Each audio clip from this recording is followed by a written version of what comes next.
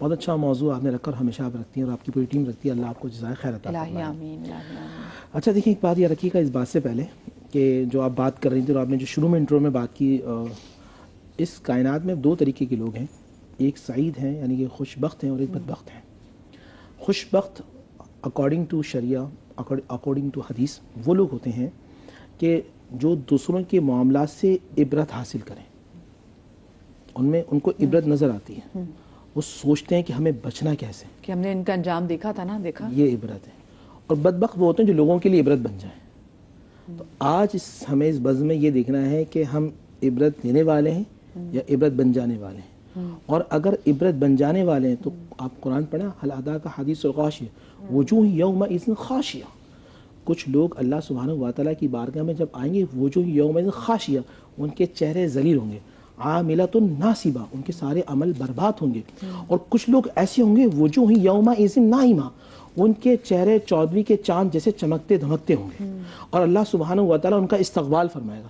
فی جنات عالیہ، ان کے لیے جنت ہوگی اور ان کے لیے خاص پروٹوکول لگا ہوگا. علامات قیامت کے حوالے سے چند جو نبی علیہ السلام نے فرمایا مسلم شریف کے حدیث کے اندر، بخاری کے اندر، یا کنز المال، تو بنیادی طور پہ یہ ہے کہ خروج طلوع من الشمس مغربیہا، کہ سورج کا مغرب سے طلوع ہونا.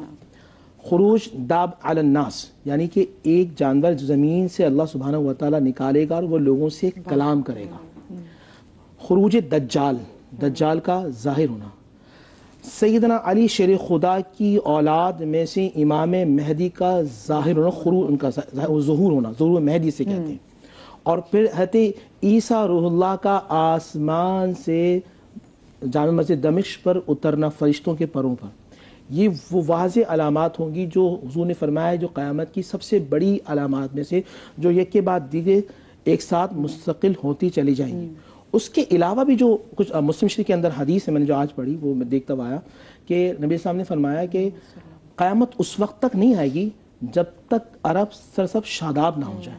یہ بڑی حیران کن بات تھی ان اصحاب رسول صلی اللہ علیہ وسلم کے لیے کہ جنہوں نے ہمیشہ زمین کو بنجر دیکھا تھا. ایک حدیث یہ میری اللہ کے نبی صلی اللہ علیہ وسلم نے فرمایا کہ قیامت اس وقت تک نہیں آئے گی جب تک پہاڑوں میں سے راستے نہ بنا دیے جائیں.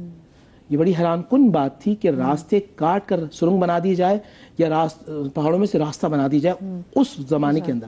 اور پھر ایک حدیث جو تھی کہ جو حضور نے فرمایا تھا کہ ان سے اونچی پہاڑوں کا ارشاد فرمایا تھا کہ ان سے اونچی جو عمارتیں ہوں گی. تو صحابہ بڑے حیران تھے کہ جب اس زمانے میں جب جھوپڑیاں بنائی جاتی تھیں، اگر جھوپڑ کے اوپر جھوپڑ رکھ لیں تو دو کلاک ٹاور دیکھتے ہیں، ہم زیادہ دور کیوں جاتے ہیں، ہم کلاک ٹاور دیکھتے ہیں جب جاتے ہیں. کلاک ٹاور دیکھتے ہیں کہ وہ نشانی تھی جو اللہ کی نبی صلی اللہ علیہ وسلم نے فرمایا تھا، ایسے اشارہ کیا تھا. آپ دیکھیں وہاں ایک پہاڑ ہوتا تھا جبل عمر کے نام سے، فرمایا تھا ان سے اونچی عمارتیں بنی جائیں گی. اور آج اللہ کے نبی صلی اللہ علیہ وسلم کے وہ اقوال پورے ہوتے جا رہے ہیں. بالکل بالکل. اچھا پھر نبی صلی اللہ علیہ وسلم نے فرمایا تھا کہ مائیں اپنی حاکمہ کو پیدا کریں گی، یعنی کہ بچے اتنی خودسر ہو جائیں گی کہ ماں ڈرے گی ان کے سامنے بات کر دے. یہ ایگزیکٹلی آج کل کا وہ کہتے ہیں نا ایرا کہ مائیں ڈرتی ہیں بچوں سے. اور ایک جملہ آپ نے سنا ہے، بچے آج کل نوجوان جو ٹین ایجر وہ کہتے ہیں کہ آپ کا زمانہ کچھ اور تھا اور ہمارا زمانہ کچھ اور ہے، ہم آپ کو نہیں پتا زمانے میں کیا چل رہا ہے. اللہ کے نبی صلی اللہ علیہ وسلم نے فرمایا تھا کہ جب بیٹے نوجوان بچے اپنے باپ کی بات کو نیگلیکٹ کر دیں گے اور اپنے دوستوں کی بات کو مانیں گے، یعنی باپ کی بات کو پاپ سمجھیں گے اور دوستوں کی بات کو مانیں گے. جب گانے بجانے کی کثرت ہوگی ہر کام میں پڑے گا. اور ہم نے دیکھا طواف کرتے ہوئے بھی میوزک بج رہا ہوتا ہے، جو نبی علیہ الصلوۃ والسلام نے ارشاد الزمان نے فرمایا تھا. جھوٹ کی کثرت کی جائے گی، جھوٹ بہت زیادہ بولا جائے گا. اور آج ہم یہ کہتے ہیں یار دیکھا تمہارے بھائی نے کیسی فنکاری کری.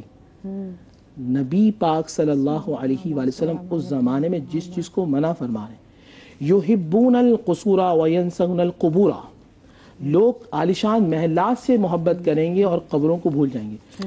یحبون المال وینسون الحساب، لوگ مال سے شدید محبت کریں گے اور آخرت کو بھول جائیں گے.